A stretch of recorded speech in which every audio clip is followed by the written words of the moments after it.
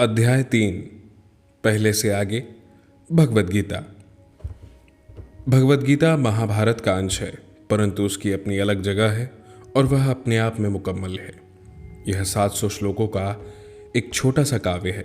इसकी रचना बौद्ध काल से पहले हुई थी। तब से अब तक इसकी लोकप्रियता और प्रभाव कम नहीं हुआ। आज भी भारत में इसके प्रति पहले जैसा आकर्षण बना हुआ है। विचार और दर्शन का हर संप्रदाय इसे श्रद्धा से देखता है और अपने ढंग से इसकी व्याख्या करता है। संकट के समय जब मनुष्य के मन को संदेह सताता है और वह कर्तव्य के बारे में दुविधाग्रस्त होता है, तो वह प्रकाश और मार्गदर्शन के लिए गीता की ओर देखता है, क्योंकि यह संकट काल के लिए लिखी गई कविता है। राजनीतिक और सामाजिक संकट के लिए और उससे भी अधिक मनुष्य की आत्मा के संकट के लिए गीता की असंख्य व्याख्याएं की गई और अब भी लगातार की जा रही है। आधुनिक युग के विचार और कर्म क्षेत्र के नेताओं तिलक, अरविंद घोष, गांधी सभी ने इसकी अपने ढंग से व्याख्या की है। गांधी जी ने इसे अहिंसा में अपने दृढ़ विश्वास का आधार बनाया है और उन्हें धर्म कार्य के लिए हिंसा और युद्ध का औचित्य इसी के आधार पर सिद्ध किया। इस काव्य का आरंभ महाभारत का युद्ध आरंभ होने से पहले युद्ध क्षेत्र में अर्जुन और कृष्ण के बीच संवाद से होता है। अर्जुन परेशान है। उसकी अंतरात्मा युद्ध और उसमें होने वाले व्यापक नरसंहार के, मित्रों और संबंधियों के संहार के विचार के विरुद्ध विद्रोह कर उठती है। आखिर यह किस लिए, कौन सा ऐसा लाभ हो सकता है जो इस हानि, इस पाप का परिहार कर सके। उसकी पुरानी कसौटियाँ नाकाम हो जाती है, उसके मूल्य ढह जाते हैं। अर्जुन इंसान की उस पीड़ित आत्मा का प्रतीक बन जाता है जो युग युग से कर्तव्यों और नैतिकता के तकाज़ों की दुविधा से ग्रस्त है। इस निजी बातचीत से हम एक एक करके व्यक्ति के कर्तव्य, सामाजिक आचरण, मानव जीवन में सदाचार और सबको नियंत्रित करने वाले आध्यात्मिक दृष्टिकोण जैसे विषयों की ओर बढ़ते हैं। गीता में ऐसा बहुत कुछ है जो आध्यात्मिक है। इसमें मानव विकास के 3 मार्गों ज्ञान, कर्म और भक्ति के बीच समन्वय करने का प्रयास किया गया है। बाकी 2 की तुलना में भक्ति पर अधिक बल दिया गया है। यहाँ तक कि इसमें एक व्यक्तिगत ईश्वर का स्वरूप उभरता है। हालांकि उसे पूर्ण रूप परमेश्वर का ही अवतार माना गया है। गीता में मानव अस्तित्व की आध्यात्मिक पृष्ठभूमि का निरूपण किया गया है। रोज़मर्रा की जिंदगी की व्यवहारिक समस्याएं इसी संदर्भ में सामने आती है। गीता में जीवन के कर्तव्यों के निर्वाह के लिए कर्म का आह्वान किया गया है। अकर्मण्यता की निंदा की गई है और कहा गया है कि कर्म और जीवन को समय के उच्चतम आदर्शों के अनुरूप होना चाहिए, क्योंकि ये आदर्श समय स्वयं पर स्वयं ही बदल सकते हैं। युग धर्म अर्थात विशेष युग के अपने आदर्श को हमेशा ध्यान में रखना चाहिए। गीता का संदेश न सांप्रदायिक है और न ही किसी विशेष विचारधारा के लोगों को संबोधित करता है। इसकी दृष्टि सार्वभौमिक है। उसमें कहा गया है, सभी रास्ते मुझ तक आते हैं। इसी सार्वभौमिकता के कारण गीता सभी वर्गों और संप्रदायों के लोगों के लिए मान्य हुई।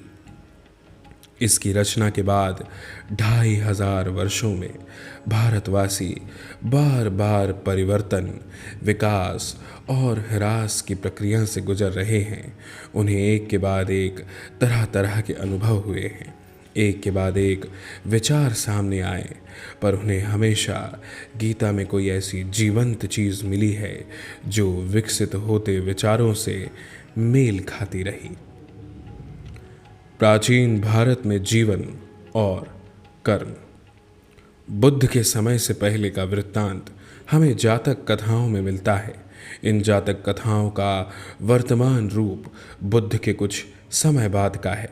जातक कथाओं में उस समय का वर्णन है जब भारत की दो प्रधान जातियों द्रविड़ों और आर्यों का अंतिम रूप से मेल हो रहा था। कहा जा सकता है कि जातक पुरोहित या ब्राह्मण परंपरा तथा क्षत्रिय या शासक परंपरा के विरोध में लोक परंपरा का प्रतिनिधित्व करते हैं। ग्राम सभाएं एक सीमा तक स्वतंत्र थी। आमदनी का मुख्य जरिया लगान था। माना जाता था कि जमीन पर लगाया जाने वाला कर उत्पादन में राजा का हिस्सा है।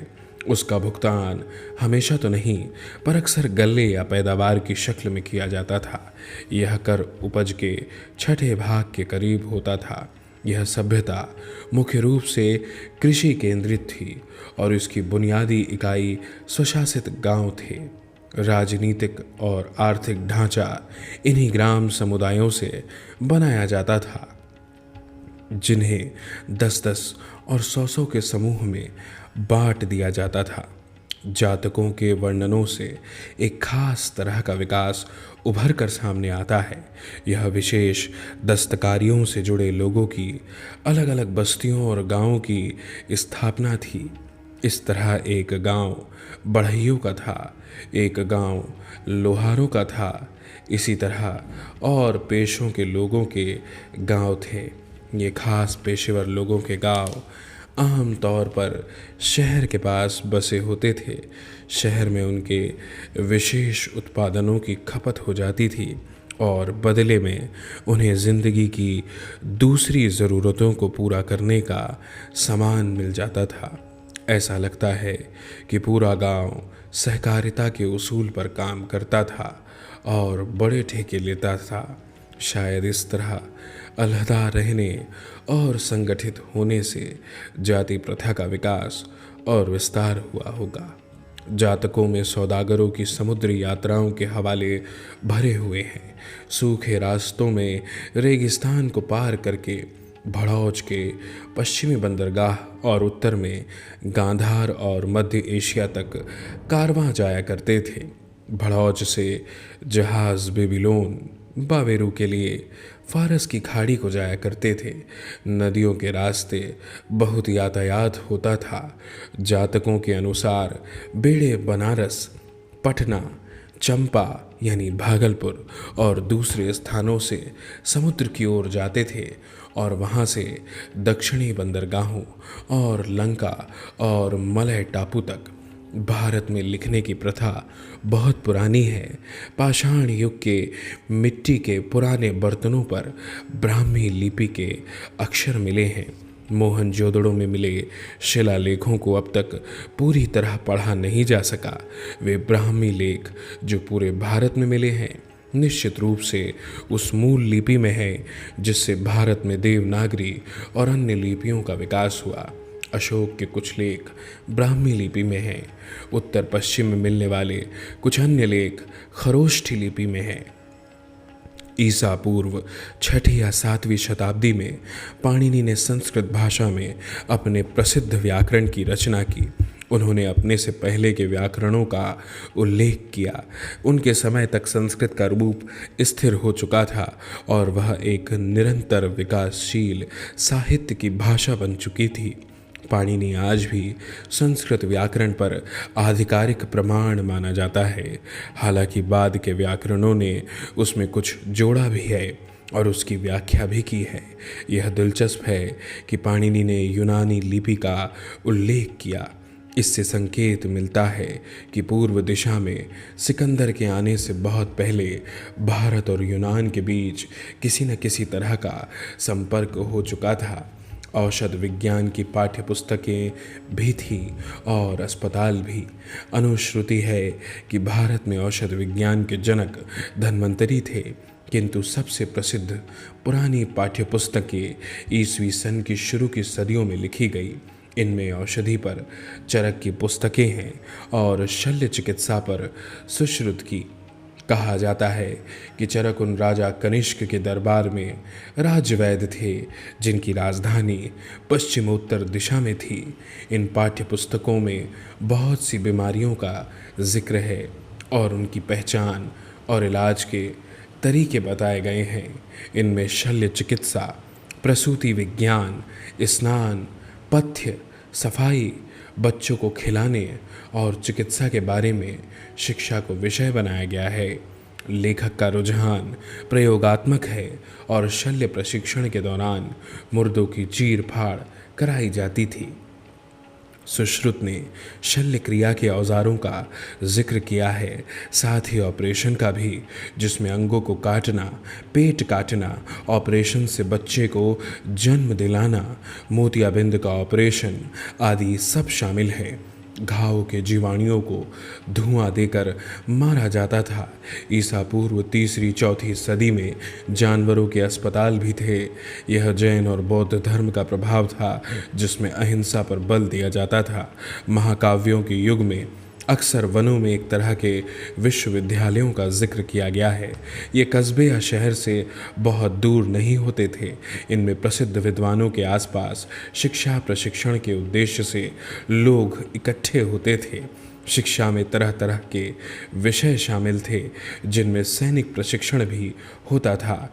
इन वनाश्रमों को इसलिए पसंद किया जाता था क्योंकि यहाँ शहरी जीवन के आकर्षणों से बचाकर विद्यार्थियों के लिए नियमित और ब्रह्मचर्य का जीवन बिताना संभव होता था।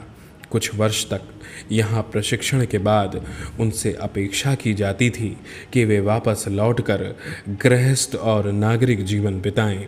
इन वन शिक्षालयों में प्रायः छोटे छोटे गुट रहते थे। गो कि इस बात के संकेत मिलते हैं कि लोकप्रिय अध्यापक बड़ी संख्या में विद्यार्थियों को आकर्षित करते थे। बनारस हमेशा शिक्षा का केंद्र रहा। बुद्ध के समय में भी वह प्राचीन केंद्र माना जाता था, किंतु उत्तर पश्चिम में आधुनिक पेशावर के पास एक प्राचीन और प्रसिद्ध विश्वविद्यालय तक्षशिला या तक्षशिला था। यह विश्वविद्यालय विशेष रूप से विज्ञान, चिकित्सा शास्त्र और कलाओं के लिए मशहूर था और भारत के दूर दूर के हिस्सों से लोग यहाँ आया करते थे। तक्षशिला का स्नातक होना सम्मान और विशेष योग्यता की बात समझी जाती थी। जो चिकित्सक यहाँ के आयुर्विज्ञान विद्यालय से पढ़कर निकलते थे उनकी बड़ी कद्र होती थी। कहा जाता है कि जब कभी बुद्ध बीमार पड़ते तो उनके भक्त इलाज के लिए एक मशहूर चिकित्सक को बुलाते थे जो तक्षशिला का स्नातक था।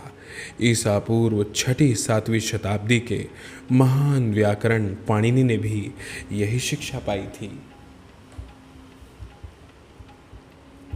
इस तरह तक्षशिला बुद्ध से पहले ब्राह्मण शिक्षा पद्धति का विश्वविद्यालय था। बौद्ध काल में यह बौद्ध ज्ञान का भी केंद्र बन गया था। सारे भारत और सीमा पार से बौद्ध विद्यार्थी यहाँ खिंचे चले आते थे। यह मौर्य साम्राज्य के उत्तर पश्चिमी सूबे का मुख्यालय था। उस सुदूर अतीत के भारतीय कैसे थे? हमारे लिए इतने पुराने और इतने हमसे भिन्न समय के बारे में कोई धारणा बनाना कठिन है। फिर भी हमें जो जानकारियाँ उपलब्ध हैं उसके आधार पर एक धुंधली सी तस्वीर उभर कर सामने आती है। वे खुले दिल के, आत्मविश्वासी और अपनी परंपराओं पर गर्व करने वाले लोग थे। रहस्य की खोज में हाथ पांव मारने वाले, प्रकृति और मानव जीवन के बारे में बहुत से प्रश्नों से भरे, अपनी बनाई हुई मर्यादा और मूल्यों को महत्व देने वाले, पर जीवन में सहज भाव से आनंद लेने वाले और मौत का लापरवाही से सामना करने वाले लोग थे।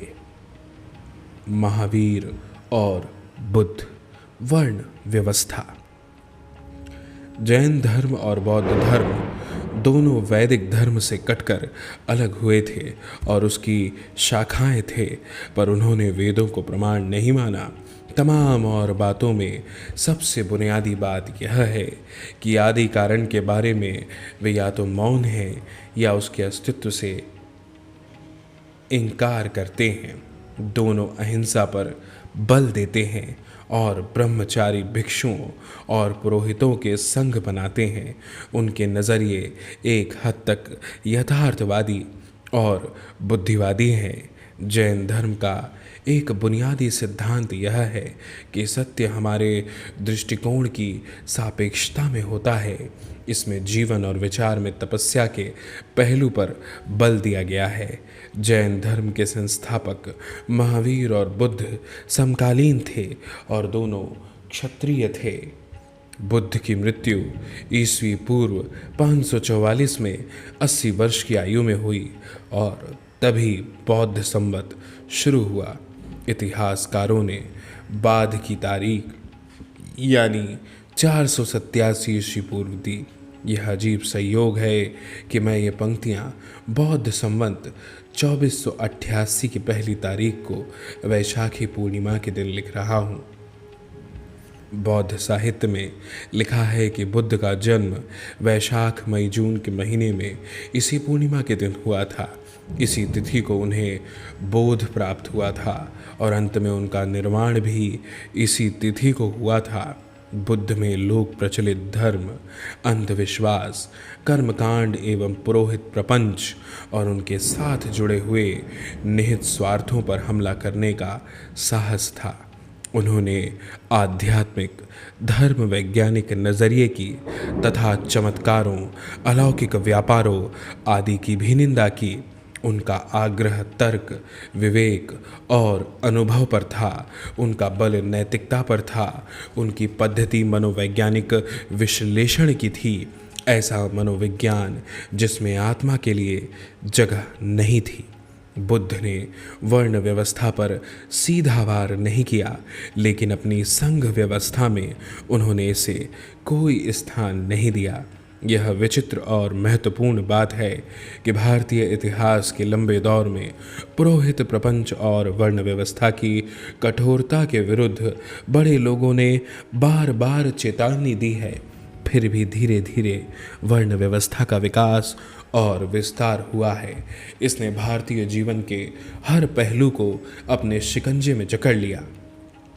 जात के विरोधियों के बहुत से अनुयायी हुए, पर समय के साथ उनके समुदाय की अपनी एक अलग जात बन गई। जैन धर्म, जो अपने मूल धर्म के विरोध में खड़ा हुआ था, जात के प्रति सहिष्णु था और खुद उसने अपने को उसके अनुरूप बना लिया था। इसलिए आज भी यह जिंदा है और जारी है। तो लगभग हिंदू धर्म की एक शाखा के रूप में बौद्ध धर्म ने जाति व्यवस्था को स्वीकार नहीं किया। वह अपने विचारों और दृष्टिकोण में ज़्यादा स्वतंत्र रहा। अंततः वह भारत से बाहर निकल गया, क्योंकि भारत और हिंदूवाद पर उसका गहरा प्रभाव पड़ा।